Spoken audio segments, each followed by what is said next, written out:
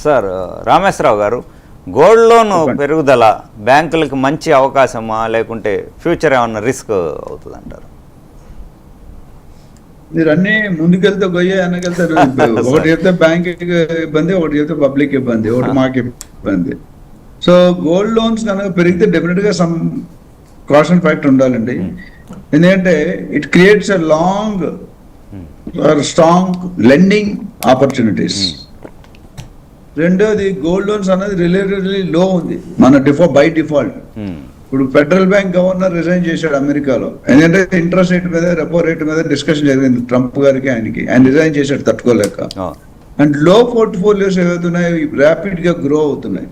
Other thing then higher interest rate income improves profitability. ఇప్పుడు మనకు ఎక్కువ ఇంట్రెస్ట్ వచ్చింది అనుకోండి, మనకు ఎప్పుడుకో మనం పెట్టుబడి పెట్టే దేనికి లాభాలు రావడానికి, ఎందులోనే ఏ సెగ్మెంట్ లేనా ఆ లాభాలు మనం బుక్ చేసుకోవడం సోల్మన్ గారు అన్నట్టు it is very good. But falling gold prices could weaken collateral values. ఎందుకంటే సేఫ్టీ అనేది మనం ఈ 1 year తీసేసా కనుక గోల్డ్ ఇంత లాభంగా ఎప్పుడు పెరిగిన దాఖలాలు లేవు. లాస్ట్ 1 సంవత్సరాలు నువ్వు వెళ్తే 1950లో తులం 30 రూపాయలు ఉండేది, 30 నుండి 1000 పెరిగితే ఈ రోజు ఈ స్టేజ్కి వచ్చింది.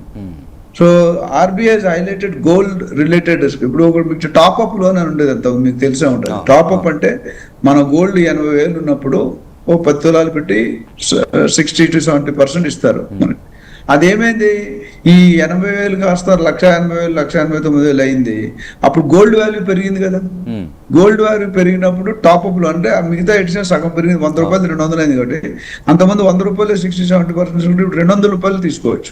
సో టాప్అప్ లోన్స్ ఇస్తూ పోయారు. కానీ మధ్యలో ఆర్బీఐ ఇంటర్వ్యూన్ అయ్యి కండిషన్ పెట్టారు, మీరు you are not suppose to give top up loan without clearing the earlier loan అని పెట్టి 3 నెలలు టైం ఇచ్చి వాళ్ళకి వార్నింగ్ లా చెప్పారు.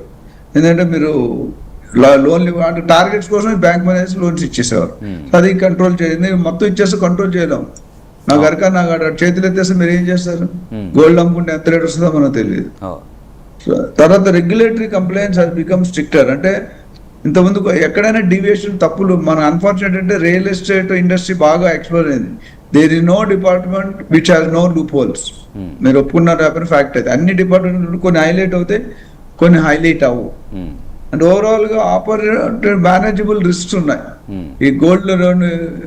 సపోజ్ సాల్మన్ గారు అన్నారు, రేపు పొద్దున 1,00,000 రూపాయలు ఓడిపోయింది, మీరు 1,80,000 దాకా లోన్ ఇచ్చారు, ఎలా రికవరీ చేస్తారు? రికవరీ చేయలేరు. సో మనం ప్రతి డెసిషన్ కూడా నేను చెప్పాలి కొనుక్కునే వాళ్ళకి చెప్తాను, ఇప్పుడు కొనవద్దనే చెప్పాను. లాస్ట్ వీడియోలో కూడా మనం మాట్లాడుకున్నాం, ఇప్పుడు గోల్డ్ కొనుక్కోపోవడం ఉత్తమం.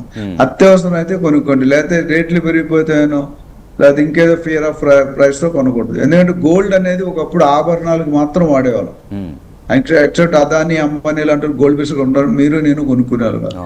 ఇప్పుడు ఏమైందంటే దాన్ని స్టాక్ మార్కెట్ కొద్ది రిస్క్ హైలీ వాలటైల్ ఉంది, రియల్ ఎస్టేట్ కొద్ది మందించింది, మిగిలిన ఆప్షన్ గోల్డ్ దాన్ని ఇన్వెస్ట్మెంట్ రూపంలో చేస్తున్నారు. గోల్డ్ ని సిల్వర్ అనేది ఇండస్ట్రీ ఏదైతే ఒకసారి ఇండస్ట్రీలో వాడతారో ఆటోమేటిక్ డిమాండ్ గ్రో అయిపోద్ది. డిమాండ్ గ్రో అయినప్పుడు సప్లై లేకపోతే రేటు పెరుగుతుంది, లేదా సప్లై ఎక్కువ డిమాండ్ తక్కువైతే రేట్ తగ్గుతుంది. So it's standard law of action, అందరికీ తెలిసిందే.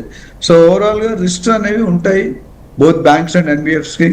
అది మనం situation case to case, war ఆగితే ఒకలాగా, వార్ ఆగకపోతే ఒకలాగా మనం దాన్ని పరిశీలన చేయాల్సి ఉంటుంది.